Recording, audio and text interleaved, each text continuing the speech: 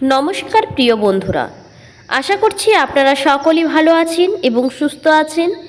আমার চ্যানেলে জানাই আপনাদের সকলকে অনেক অনেক স্বাগত। আজ আমি তিরুপতি বালাজি মন্দিরের কিছু অলৌকিক রহস্যের তথ্য আপনাদের কাছে তুলে ধরব, যেগুলো কিন্তু আপনারা এর আগে কখনো শোনেননি। আমরা সকলেই জানি যে তিরুপতি তিরুমালা দেবস্থানম ভারতের সবচেয়ে ধনী এবং অন্যতম শ্রদ্ধেয় মন্দির। তবে সাধারণভাবে পরিচিত ট্রিভিয়ার বাইরেও অনেক আকর্ষণীয় রহস্যময় তথ্য রয়েছে। সত্য যে ভগবান বালাজির মূর্তি আসল চুল পরিধান করে, অথবা উপাসনার জন্য পবিত্র বস্তু স্থানীয়ভাবে উৎসারিত হয় না। এ কেমন কথা? দেবতার মূর্তির ঘাম ঝরানোর প্রবণতা। তিরুপতি বালাজি মন্দির স্থাপিত দেবতাদের আচার অনুষ্ঠানের জন্য তিরুপতি থেকে প্রায় 22 কিলোমিটার দূরে অবস্থিত একটি অজ্ঞাত গ্রাম থেকে ফুল, পরিষ্কার মাখন, দুধ, পবিত্র পাতা ইত্যাদি উৎসারিত হয়। ছোট্ট গ্রামটি নিজের লোকজন ছাড়া বাইরের কেউ কখনো দেখেনি। ভগবান তিরুপতি বালাজির মূর্তি গর্ভগৃহের মাঝখানে দাঁড়িয়ে আছে বলে মনে হতে পারে, কিন্তু প্রযুক্তিগতভাবে তা নয়। মূর্তিটি আসলে মন্দিরের ডান হাতের কোণে স্থাপন করা হয়েছে। ভগবান বালাজির পরা চুল সিল্কি, মসৃণ, জটমুক্ত এবং একেবারে বাস্তব।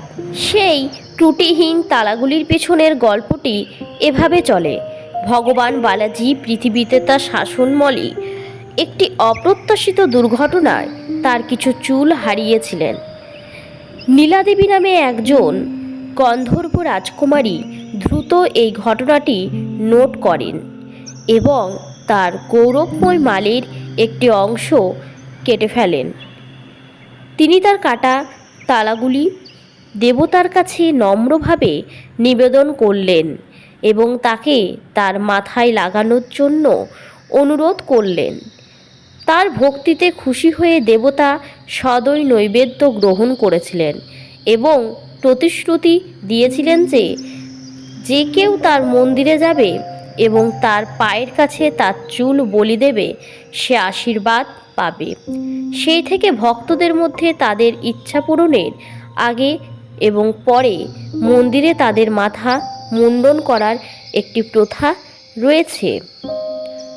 আপনি বিশ্বাস করতে শুনতে চাইতে পারেন, কিন্তু অপরিবর্তনীয় সত্য হলো যে কেউ যদি মন্দিরে স্থাপিত দেবতার মূর্তির পেছনে কান দেয়, তবে বিশাল সমুদ্র ঢেউয়ের শব্দ শোনা যায়।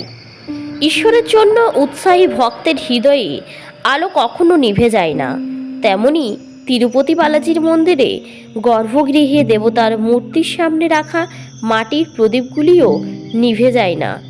এই প্রদীপগুলি কখন প্রজ্বলিত হয়েছিল এবং কে এগুলো জ্বালিয়েছিল সে সম্পর্কে কোনো নির্ভরযোগ্য রেকর্ড নেই।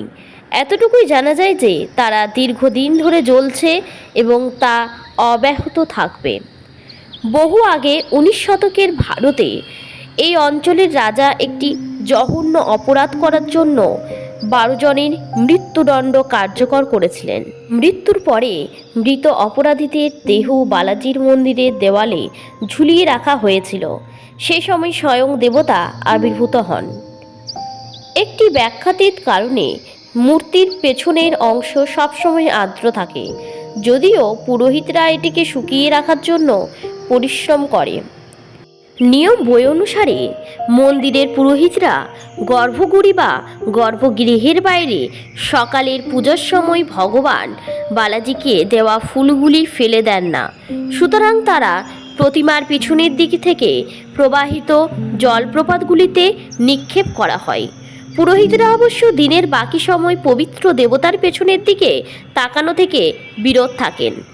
আশ্চর্যজনকভাবে ফেলে দেওয়া ফুলগুলো ইয়েরপেডু নামে পরিচিত একটি জায়গায় দেখা যায়, যা তিরুপতি থেকে 20 কিলোমিটার দূরে অবস্থিত।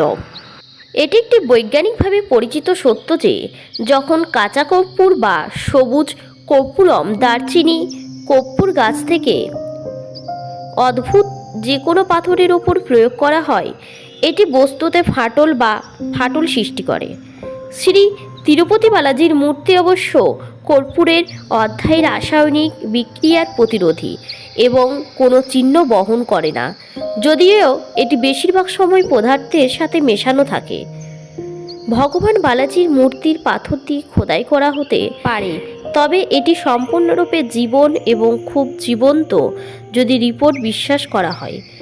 পবিত্র দেবতার মূর্তিটি 110 ডিগ্রি ফারেনহাইট তাপমাত্রা বজায় রাখে, যদিও মন্দিরের খাড়া অবস্থান এর কারণে আশেপাশের পরিবেশ শীতল।